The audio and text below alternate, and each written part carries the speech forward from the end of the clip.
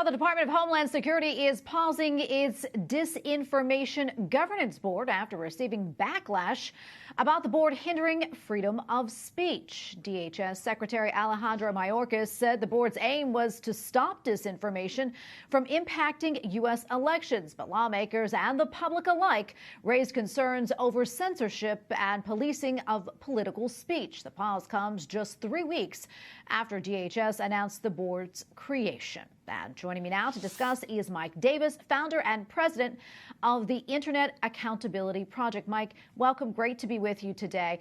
Let's talk a little bit more about this. DHS has not formally shut the board down, but says it is being paused so an advisory council can review it. What more do you know about this?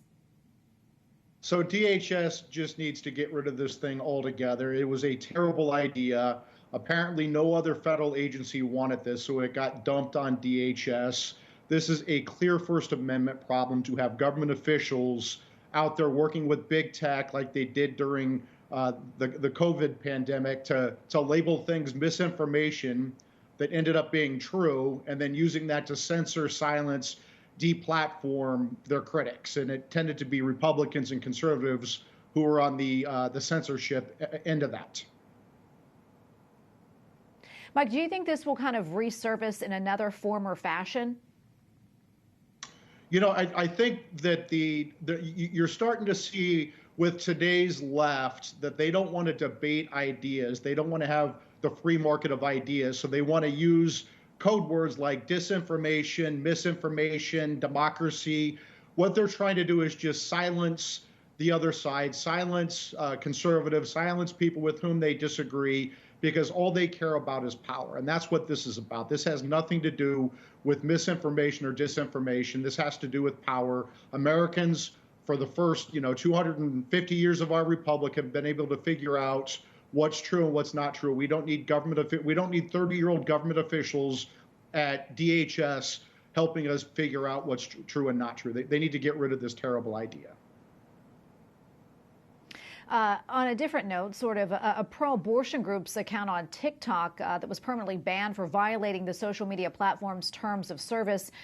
Well, that was just reinstated just days after that. I want to get your thoughts on that. This is very dangerous, what these protesters are doing by doxing Supreme Court justices and their families at their homes. It is illegal under 18 U.S.C. 1507, it is federal obstruction of justice to protest at a federal judge's home for the purpose of intimidating them on a pending case. In 2020, U.S. District Judge Esther Salas had her 20-year-old son, Daniel, murdered at her home, and her husband, Mark, was shot and had to undergo numerous surgeries because some nut job showed up at her house. You cannot have federal judges' home addresses exposed like this. And it's just telling that big tech has encouraged this. You saw Jen Psaki from the White House platform cheering these protesters on, these illegal protesters on, and big tech is not doing anything about these Supreme Court justices' homes being doxxed and putting their families in grave danger. They've had to move Supreme Court justices and their families out of their homes. Yeah, this is really, really concerning. What do you think can be done about this if, others don't kind of step in and do something? Well, I'll tell you, the Attorney General Merrick Garland, who was a former federal judge, he's just completely fallen down on the job. It's a dereliction of duty. It is totally reckless, probably intentional what he's doing, allowing these abortion industry funded protests to go put pressure on these federal judges at their homes.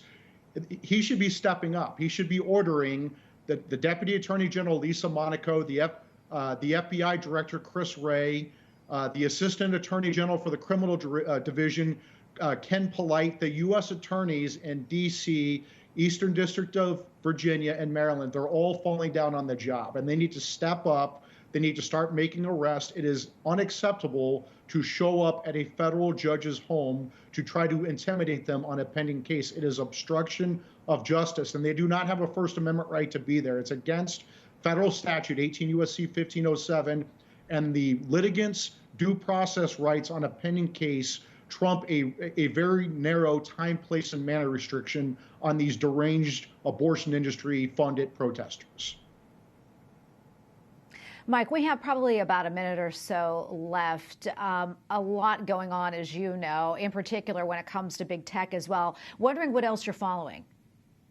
Well, with big tech, we're seeing with Elon Musk, whether he's going to come through, this benevolent billionaire is going to come through, close this deal, and turn Twitter and back into a free speech platform, make Twitter great again, or if he's going to get chased off and Twitter's going to continue its censorship business as usual, where they're working with the Biden White House to censor people under the guise of misinformation and disinformation to silence people, their critics, their Republican conservative critics. So I hope it goes through, but the bigger problem is that we need to break up big tech, and there's a bill working its way through Congress right now with Grassley and Klobuchar, my former boss Chuck Grassley, and Democrat Amy Klobuchar, that would bring much needed reforms to big tech. So let's hope that passes by Memorial Day.